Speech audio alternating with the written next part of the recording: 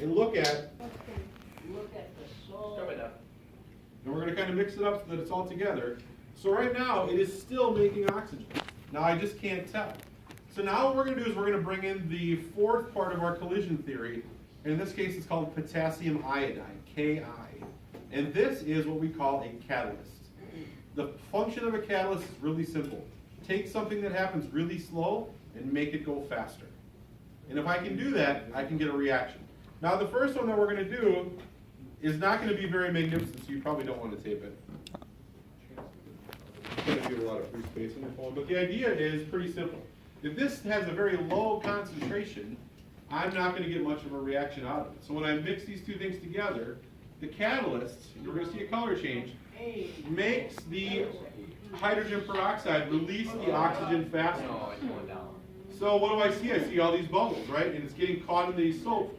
So it's slowly rising up and up and up against this column. It's alive. So what happens No. is like, this is Wait, that's stuff on? that stuff, What is that stuff? it's pool shot, Oh, wow. which is just a really concentrated version of that. Okay, so we're going to do this in an Erlenmeyer flask, which is our little funky shaped flask up here. So it looks pretty normal, right? Nothing crazy going on. This is more concentrated, and it is decomposing.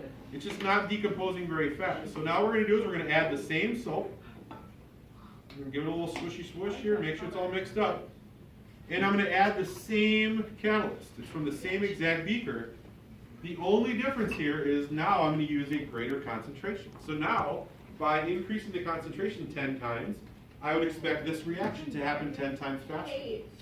So this is what we call a controlled experiment, right? It's the same soap, the same catalyst. The only thing I changed was the type of hydrogen peroxide that I used. So this is kind of a one-shot deal here. So if you have your phones ready, you would want to start it right now.